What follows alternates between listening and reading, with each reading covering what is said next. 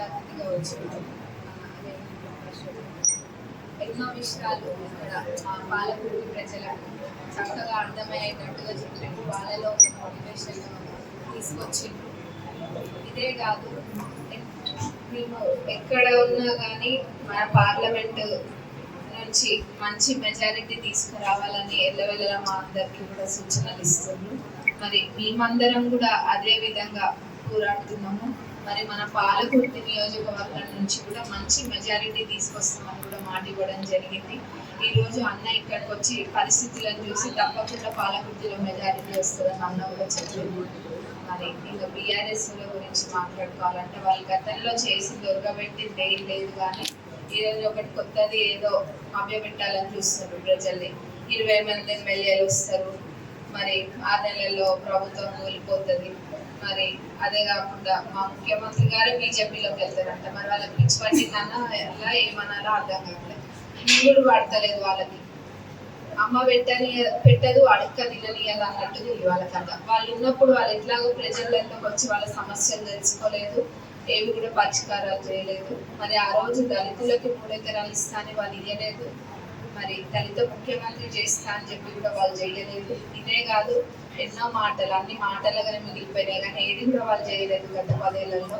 మరి ఈరోజు మా ప్రభుత్వం వచ్చి 4 నెలలు కూడా ఇప్పుడే అవుతుంది, కానీ అయినా కానీ వాళ్ళకి ఏంటంటే ఫ్రస్ట్రేషన్ అనమాట. వాళ్ళు ఓడిపోయింది కదా, ఇంకా మరి వాళ్ళకి ఏం చేయాలో అర్థం కావట్లేనట్టుంది. ఖాళీ ఉన్నారు కదా, మరి ఒకటే ప్రజలలో ఇట్లా మభ్య పెట్టాలని చూస్తున్నారు. పోతుంది అంటే ఇంకా పోతుందని ప్రజలు అనుకుంటున్నారు. కానీ మీ చిల్లర రాజకీయాలంటే కూడా ప్రజలందరూ గమనిస్తున్నారు. మరి ఇప్పుడు మిమ్మల్ని చూసి వాళ్ళకి చీకొట్టడం ఒక్కటే తక్కువ ఉంది. 4 నెలల ప్రభుత్వాన్ని పట్టుకొని ఏం మాట్లాడుతున్నారు మీరు? 10 ఏళ్లలో మీరు ఉద్ధరించింది అని కూడా ప్రజలలో చర్చ బాగా జరుగుతుంది. మరి వాళ్ళకి ఎక్కడ కూడా డిపాజిట్లు రావు.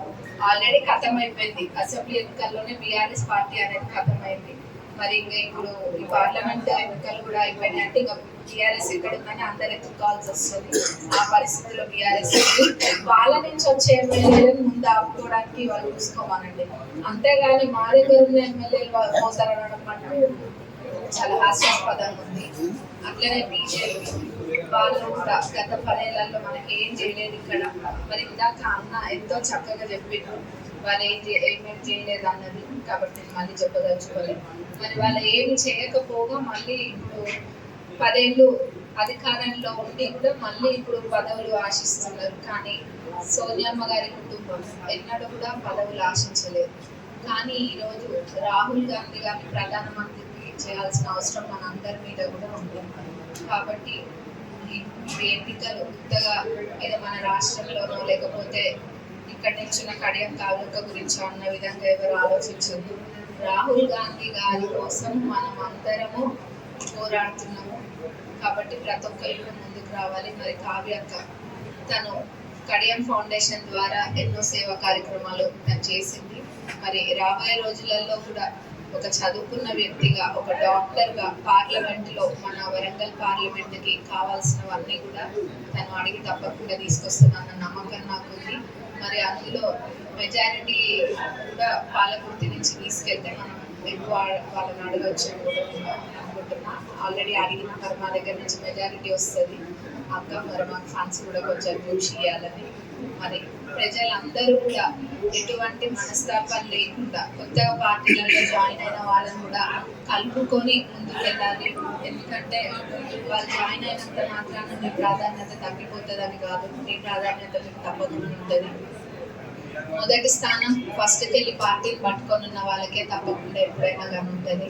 మరి దాని తర్వాత ఇందాక చెప్పినట్టు నవంబర్ 30వ తారీఖు తర్వాత వచ్చిన వాళ్ళకి 2వ ప్రాధాన్యత, మరి ఇంకా ఇప్పుడు వచ్చిన వాళ్ళకి 3వ ప్రాధాన్యత, ఆ తర్వాత ఇంకేం లేదు. మరి అందరూ కష్టపడి ఈ ఎన్నికలని రాబోయే ఇప్పుడు జనరల్ బాడీ ఎలక్షన్స్ కోసం కూడా ఉపయోగించుకోవాలి.